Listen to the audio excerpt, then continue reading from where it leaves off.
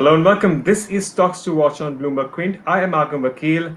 This is where we talk about a handful of stocks which are in the news and address them with our experts. Today we are going to talk about ITC, Piramal Enterprises, Coal India, and NTPC. And we have with us to discuss these stocks Avinash Gorakshakar. He is the Director of Research at Profit Math Securities.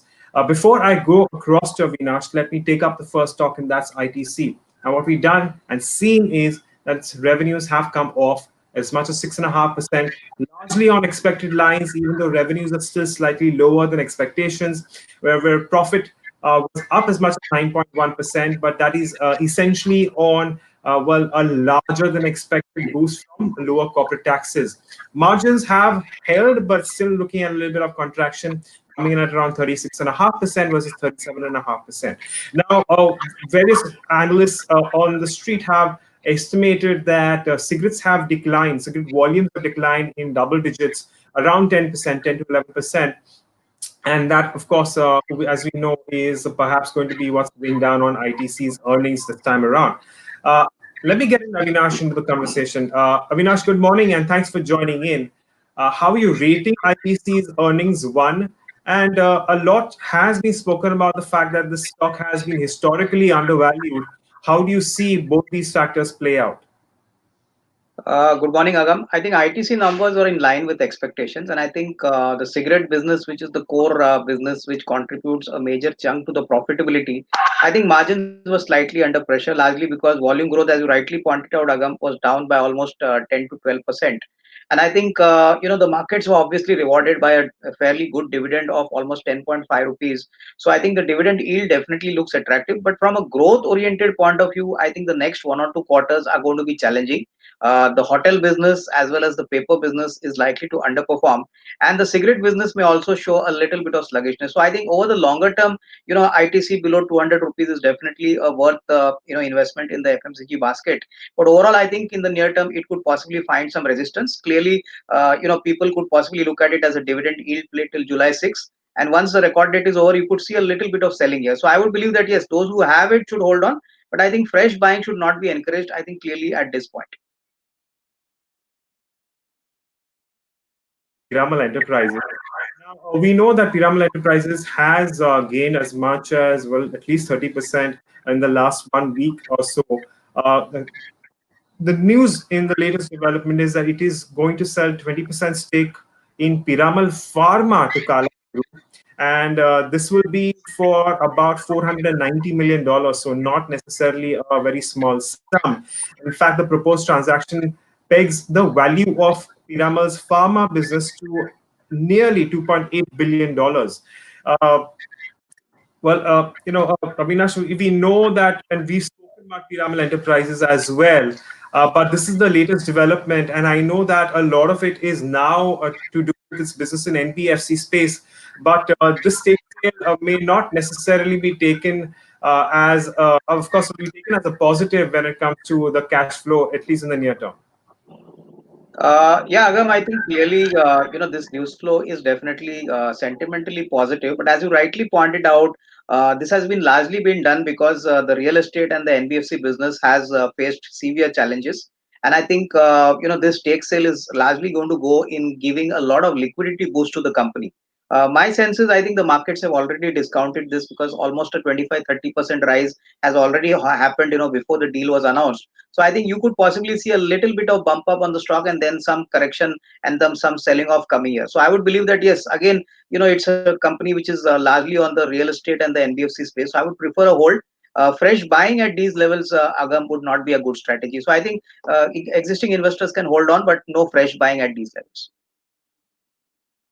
Not necessarily Piramal goes.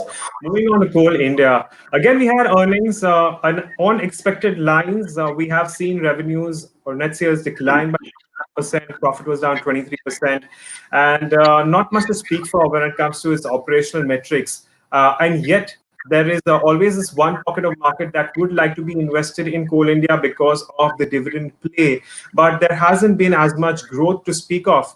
Avinash, where do you stand as far as this debate goes? No, I think Agam, I think if you buy Coal India only purely for dividend yield and not for growth, then I think this combination may not work out in the longer term. And I think markets are definitely factoring this fact in the stock price of Coal India. Numbers have been extremely disappointing, and I think the markets have now given up hope on this stock. So I would believe that investors should actually switch over to something else where the risk reward is significantly better and where there's a fair amount of growth and value. Purely buying Coal India on a dividend yield basis may not work out, and that is probably the reason the stock is lying completely unnoticed and has shown a lackluster performance. I would prefer a switch, to some other company where the risk reward is better and not hang on to Coal India. Okay, and finally moving on to one of the other lesser spoken companies in the Nifty 50, that's NTPC. Once again, we've seen steady earnings, at least as far as the top line goes. We've seen about 28% growth year on year. Profit has been down by around 71%, but that is because of an exceptional item in the P&L. Of course, margins have expanded to around nearly 27% against 22%. Again, Avinash, it's not every day that we get to speak about NTPC, but operationally and in terms of growth, steady earnings, how would you deal with NTPC? No, I think Agam, again, NTPC is one of those companies where you have to really take a longer term view because most of these power generating companies are valued on a price to book basis, and growth in these companies has been fairly very moderate. So I think this operational performance from NTPC is definitely good enough, but I think the market should obviously look at this operational performance getting percolated to the bottom line. So I think clearly here also I would not be surprised that the stock may not move up significantly, and it would take at least a couple of quarters before the market actually sees earnings getting down to the bottom line. So I would prefer to hold on, but definitely not something like a kind of a very appealing buy even at the current odd levels. Okay. And let's conclude by the segment by asking you, Avinash, about an interesting idea that you picked up off late. Anything that's caught your eye? In fact, Agam, the result season, one company which has performed very well from the PSU space is Hudco. If you see the numbers, I was just observing the profit after tax in the fourth quarter is up by almost 87% to 440 crores. On an annual basis, profits are roughly about 1690 crores, and the asset quality has actually improved, by about 100 basis points.